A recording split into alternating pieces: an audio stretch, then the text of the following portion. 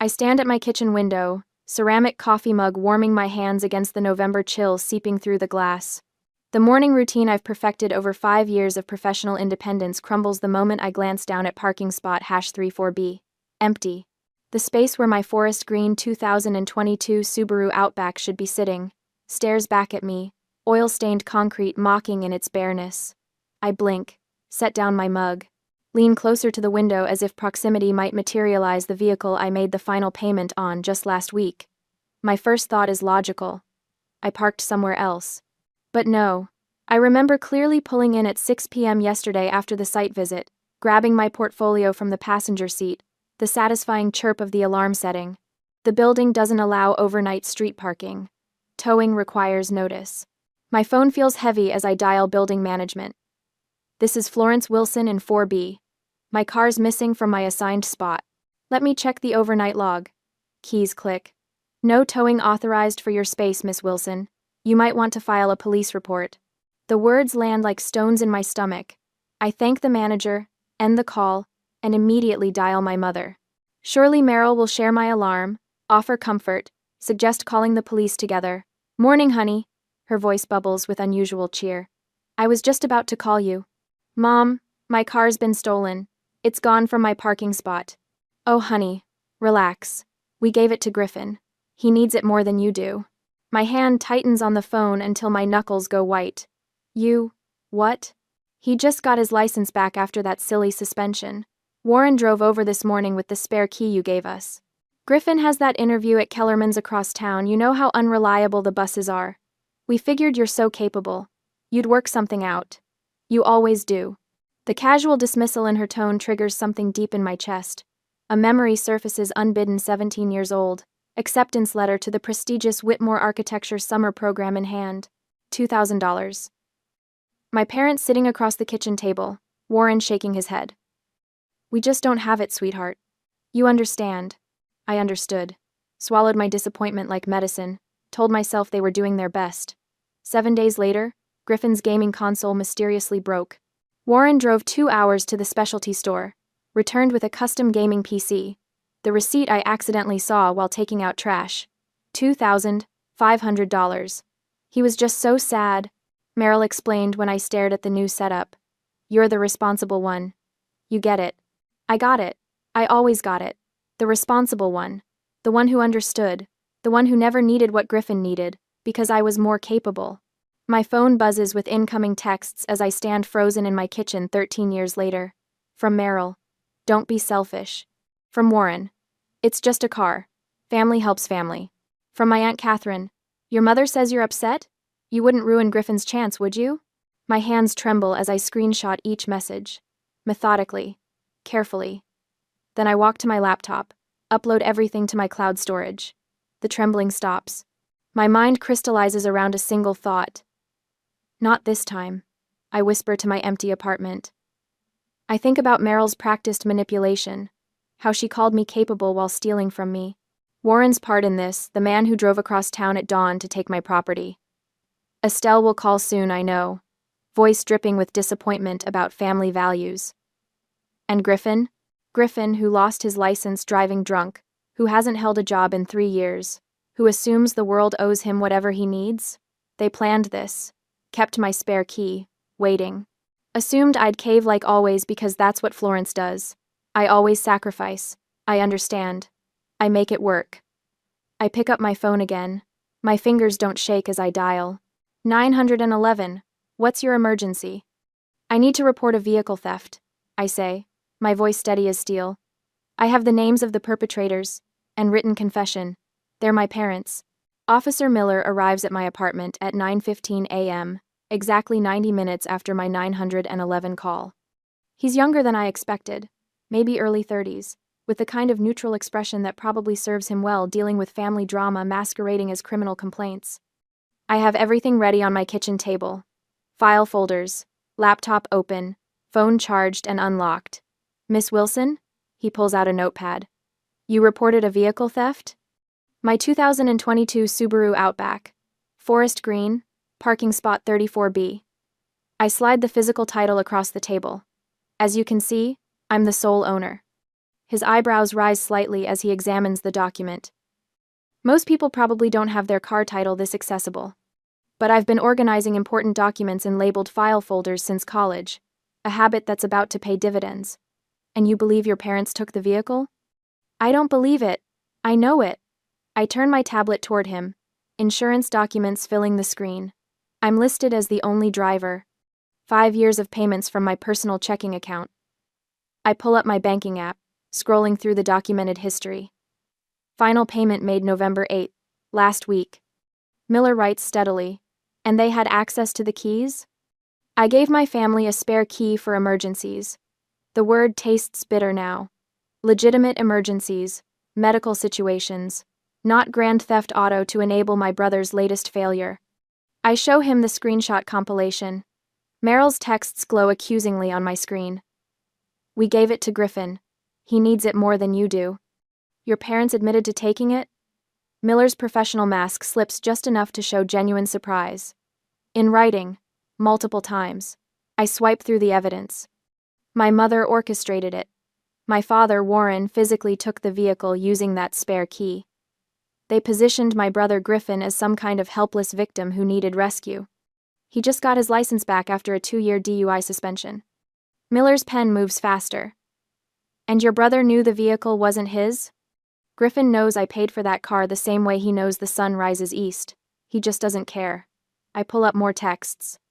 Within minutes of my conversation with my mother, extended family started messaging me. Aunt Catherine, Uncle Robert, all recruited to pressure me into accepting this. The officer studies my face. Why didn't you just ask for the car back? The question hits exactly where it's meant to, because asking implies negotiation. This isn't a disagreement about borrowed property. This is theft of a $30,000 asset by people who assumed I'd be too afraid of family drama to enforce my rights. My phone buzzes. I glance at the screen. My boss, David, returning my earlier call. Excuse me one moment. I step into my bedroom, door half open, so Miller knows I'm not fleeing. David, I'm so sorry, I'm going to be hours late. What happened? You never call out. The humiliation burns. My car was stolen. By my parents. For my brother. I'm currently giving a police statement. Silence stretches 3 heartbeats too long. Jesus, Florence. Take the time you need. Is there anything we can do? I have that client presentation at 2, Riverside Development. My voice cracks slightly. The promotion committee meets Thursday. This is exactly the wrong time for... The presentation can be rescheduled. Your family just committed a crime against you. We'll handle it. I end the call before the pressure behind my eyes can become actual tears. When I return to the kitchen, Miller has moved to the texts documenting the conspiracy. Your mother uses the word gave repeatedly, he observes. She's careful with language. Gave sounds generous. Stole sounds criminal. I sit back down, hands steady now. But the law doesn't care about her word choice. The car title cares. The payment history cares. The fact that neither she nor my father nor my brother called to ask permission cares. Chloe Jenkins texts. On my way. ETA 20 minutes. Don't you dare take the bus. Relief floods through me. Chloe's a junior architect at the firm, 7 years younger than me but somehow more emotionally competent than my entire family combined. The powerlessness of needing a ride to work like I'm 16 again makes my jaw clench. Miller closes his notepad.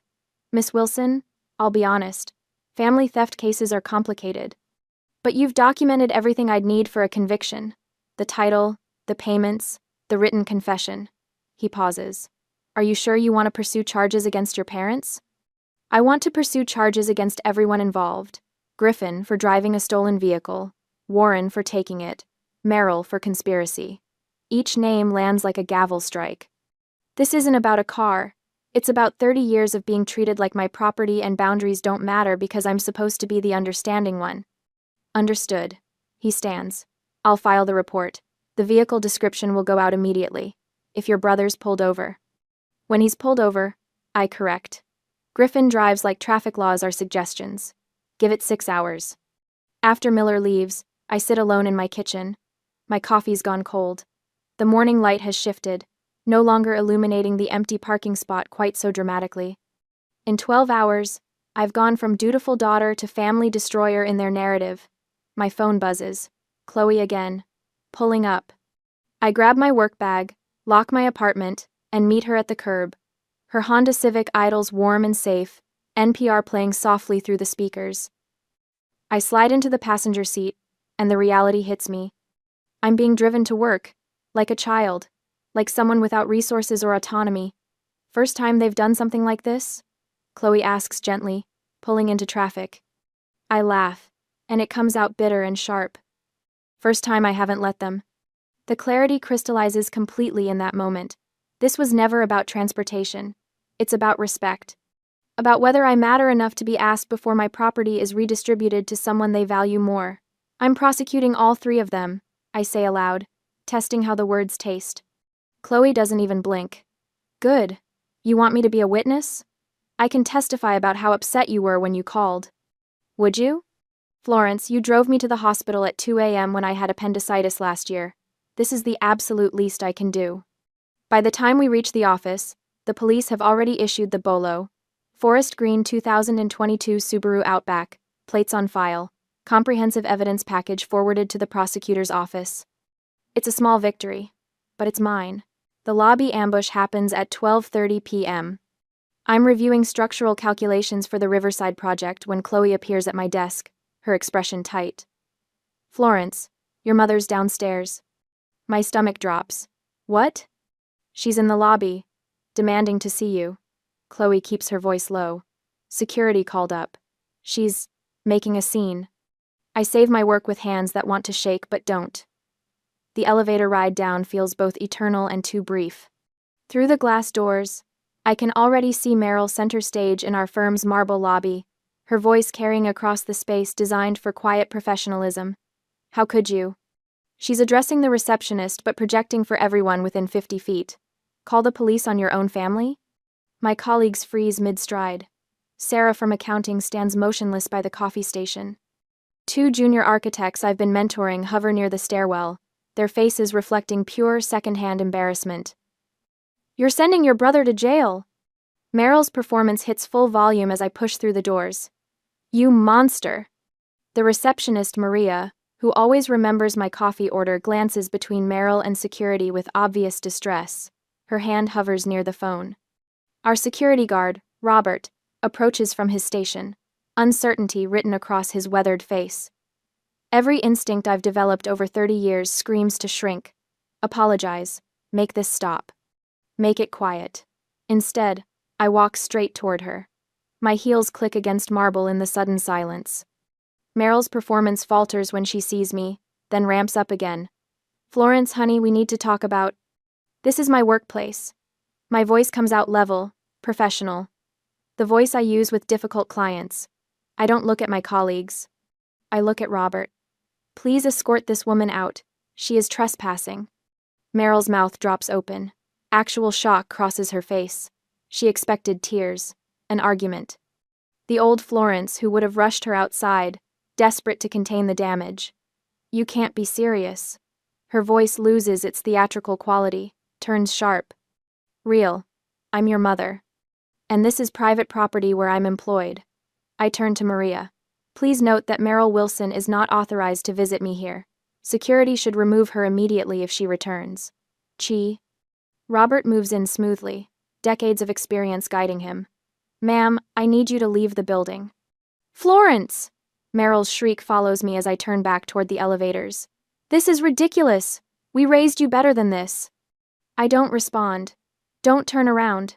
The elevator doors close on her voice, still echoing through the lobby, cutting off mid-accusation. My hands start shaking in the ascending elevator. Back at my desk, I expect whispers, judgment. Instead, Hannah from the junior architect pool appears beside me within minutes. My dad stole my identity when I was 22. She keeps her voice quiet. Opened credit cards in my name. I had to sue him to clear it. I stare at her. Hannah with the bright smile and perfect family photos on her desk. Sometimes family is just people who hurt you, she continues. You did the right thing. Throughout the afternoon, they keep coming. Tom mentioning his sister who borrowed $5,000 and disappeared. Maria sharing her brother's gambling problem that nearly cost her house. Stories emerging like water finding cracks, each one a small acknowledgement that I'm not alone in this. At 3 p.m., our senior partner, Richard Morrison, appears at my desk. My stomach clenches. Florence, a word? His office overlooks the river. Floor-to-ceiling windows, sleek furniture, the space where careers get made or broken. He gestures to the leather chair across from his desk. I heard there was an incident at work today. Yes, I keep my voice steady.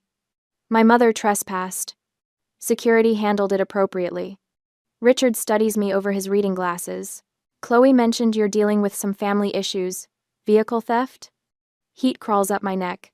I apologize for it affecting my workplace. You're apologizing? He leans back. Florence, you had security remove someone who was disrupting our office. That's exactly what you should have done. He pauses. I'm more concerned about you. Take whatever time you need. Your work speaks for itself. The tightness in my chest eases slightly. Thank you. The Riverside project can wait a few days if necessary. Family crises take precedence. Walking back to my desk feels different. Lighter. Chloe's organized a lunch delivery from the bistro down the street so I don't have to leave the building. IT stops by to offer blocking my family's numbers from the work phone system. Small protections building a wall between my professional life and the chaos trying to bleed into it.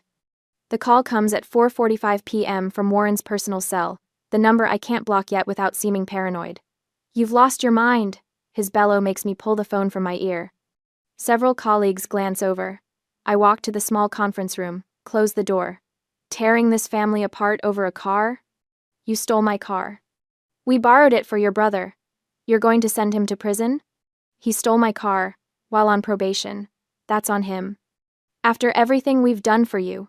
Warren's rage distorts his voice. We supported you all these years. Put a roof over your head, food in your mouth. Name one time. The words emerge cold. Certain. One specific time you supported me as an adult. Silence stretches across the line. I wait. The spare key. He finally sputters. We kept it safe for emergencies. And used it to commit theft. Anything else? More silence, his breathing heavy and frustrated. I'll tell everyone you've lost your mind. He threatens. The whole family, cousins, aunts, uncles, they'll know what you've done. Go ahead. I'm surprised by how calm I sound. Tell them I reported a felony. I'm sure they'll be fascinated. I end the call before he can respond. Chloe drives me home, refusing my protests. In my apartment building's lobby, the manager, Mr.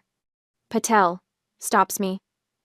Miss Wilson, I have security footage from this morning if you need it. A man matching your father's description was here around 6 a.m. Thank you. I'll get you the detective's information. Upstairs, Mrs. Patterson from 4C catches me in the hallway. Saw your father this morning, dear. Looked angry. You all right? The concern in her weathered face nearly undoes me. I'm fine. Thank you for checking. An hour after I came back, Rachel also came, college roommate, law school graduate, currently corporate attorney. She's brought wine and Chinese takeout. Chloe texted me. Rachel hands me a glass. I have a criminal defense attorney for you. Former prosecutor. She'll eat your family alive. My phone buzzes. A group chat forming. Team Florence. Chloe, Rachel, Hannah, Maria. Messages of support flowing faster than I can read them. I'm not alone in this anymore. Officer Miller's call comes at 6:47 p.m.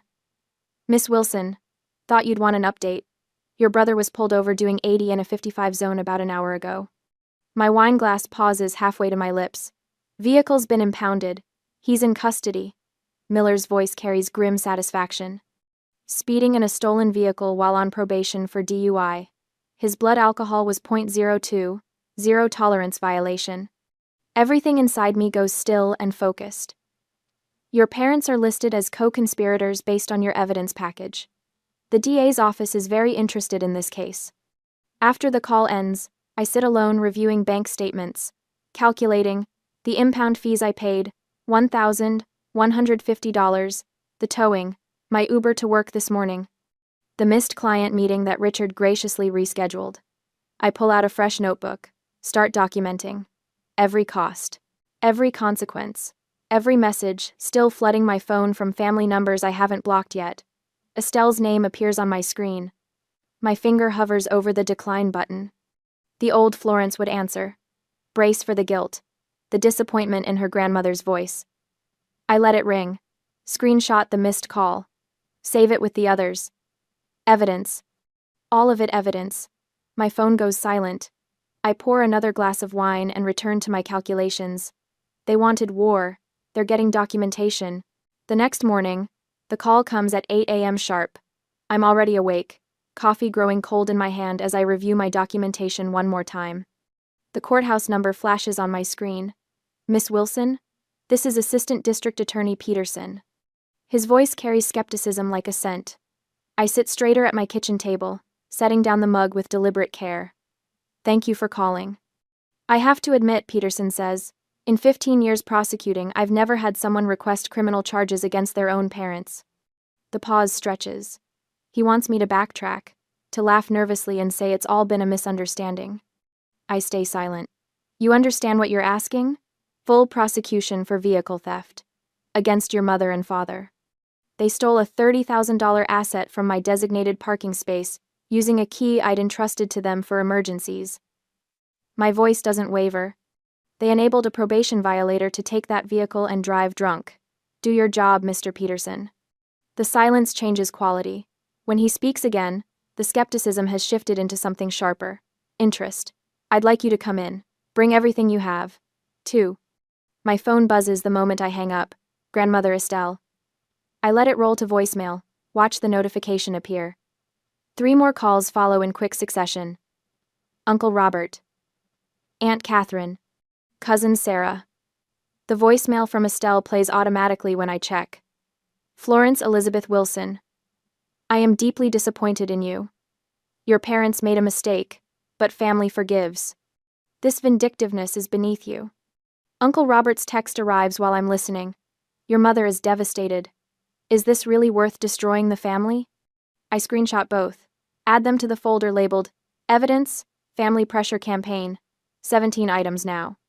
Every guilting message, every accusation, every attempt to make me the villain for refusing to be their victim. Cousin Sarah's Facebook post pops up in my notifications. Someone tagged me. Praying for families torn apart by cruelty. Some people value money over blood. So sad. Screenshot. Save. Document the timestamp. I don't comment, don't engage. Just preserve the evidence of their coordinated attack. My phone rings again. Meryl this time. I almost decline, then reconsider. Answer on speaker. Recording app already running. You need to stop this insanity right now. No greeting, no pretense. Do you have any idea what you're doing to your father? To Griffin? I know exactly what I'm doing. This is about a car, Florence. A car? You're going to send your brother to prison over a car? No, Mom. Griffin's going to prison because he drove drunk. Again. You're facing charges because you committed theft. These are your choices, not mine. We're your parents. You stole from me. The line goes quiet except for her breathing. When she speaks again, her voice has gone cold. You'll regret this. The whole family knows what you're doing. You'll be alone. I already was, I say, and end the call. 2 hours later, I'm sitting across from Peterson in his office. The file I've brought takes up half his desk. Bank statements proving 5 years of payments from my account. Insurance documents showing sole ownership. Screenshots of text messages where Meryl admits to taking the vehicle. Call logs proving they never asked permission. Peterson flips through page after page, his expression shifting from professional courtesy to something resembling admiration. You've essentially done our job for us. I'm an architect. Documentation is what I do. He reaches Griffin's arrest report. His eyebrows rise. Blood alcohol content of 0.02. 0 tolerance violation for probation. 3rd violation, I correct. The first 2 were technical. This one comes with mandatory sentencing guidelines. Peterson looks up at me. Really looks, seeing past the dutiful daughter they expected to the woman who's spent a week building an airtight case against her own family.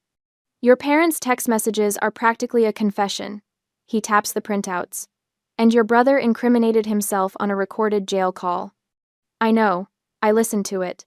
Griffin's slurred voice still echoes in my head. You know I needed that car. You have money.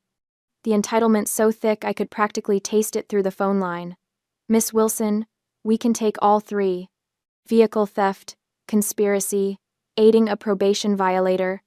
But I have to ask, are you certain this is what you want? I think about the architecture program I never got to attend, the gaming PC that appeared days later, the pattern of sacrifice and entitlement, spanning 13 years. My voice doesn't shake. I'm certain. Then we'll proceed. Peterson closes the file. I'll be in touch about court dates. And Miss Wilson? You might want to prepare yourself.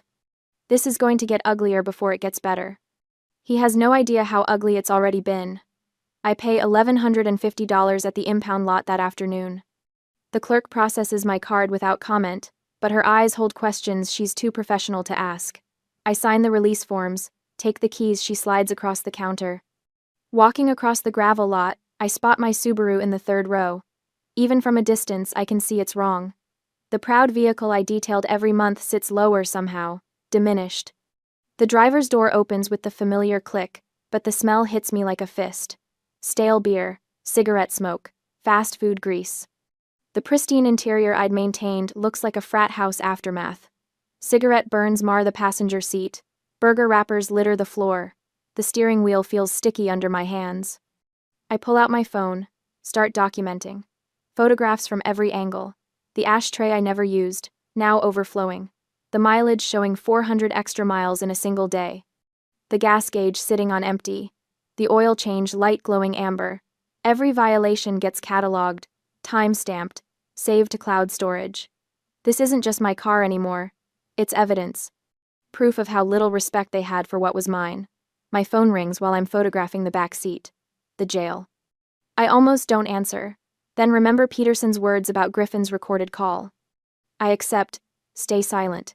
Florence? Florence, I know you're there. You have to fix this. Griffin's voice carries that edge I know too well. The one that appears when he's not getting his way fast enough. I needed that car. You know I needed it. You have money. You could have figured something out. I say nothing. Let him fill the silence with his own destruction. That job interview was real.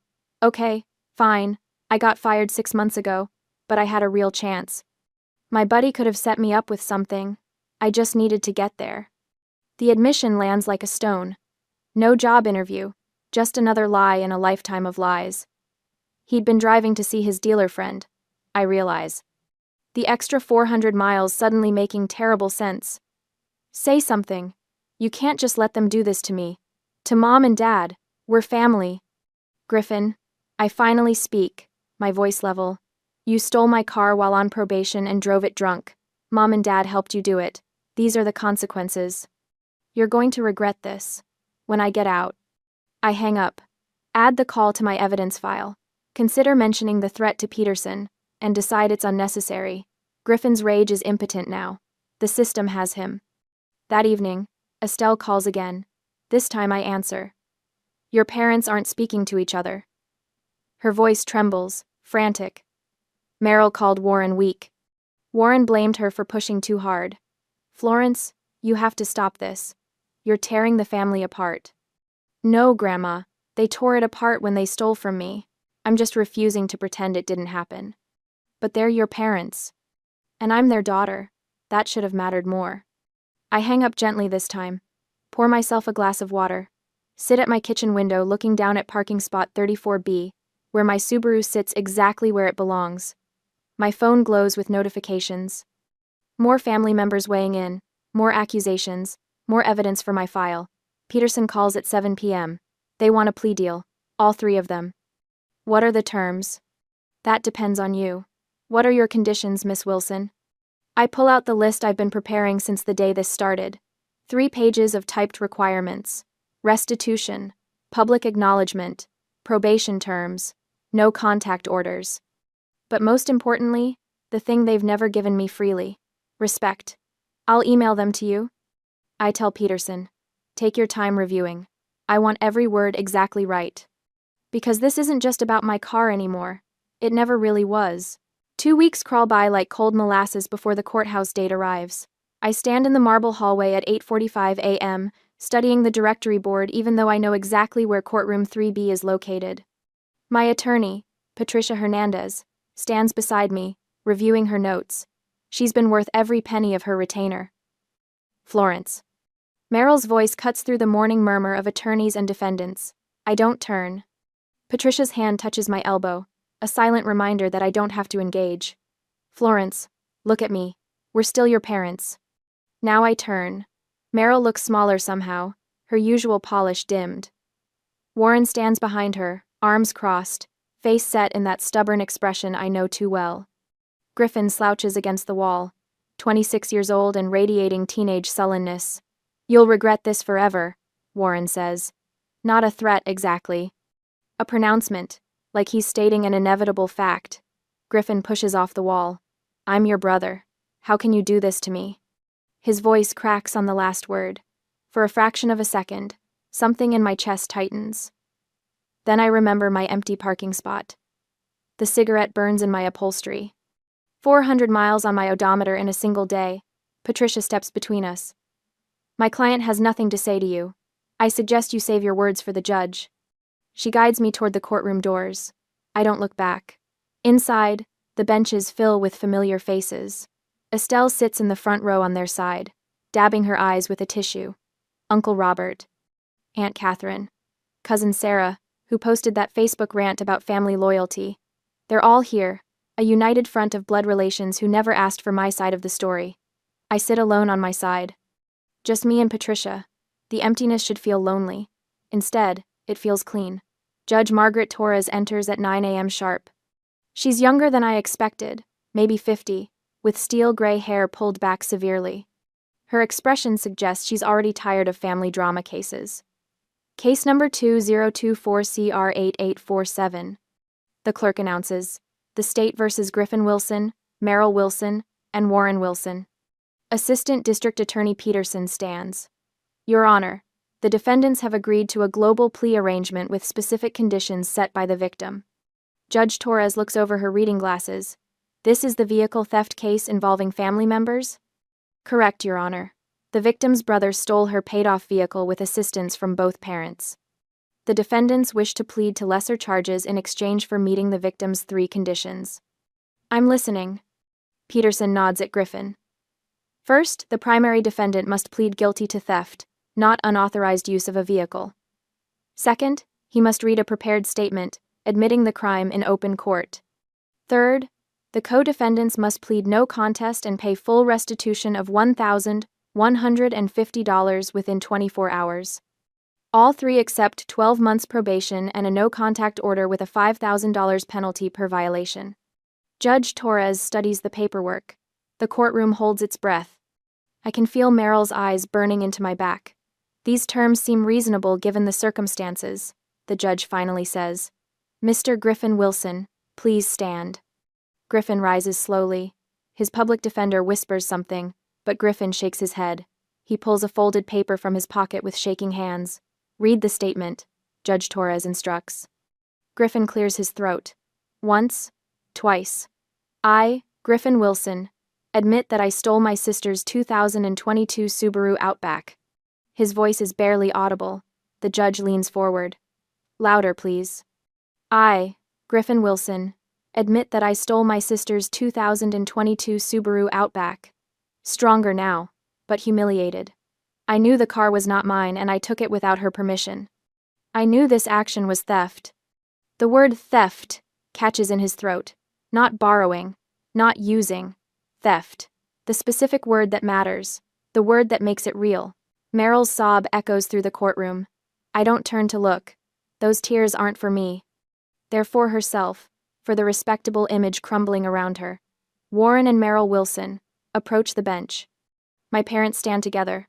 Warren's jaws clench so tight I can see the muscle jumping. Meryl keeps dabbing her eyes, performing grief for an audience. You are charged as co-conspirators in this theft, Judge Torres says. Her tone has cooled several degrees. How do you plead? No contest, Warren growls. No contest, Meryl whispers. Restitution of $1,150 is ordered, due within 24 hours. 12 months probation for each of you with monthly compliance checks. And let me be clear.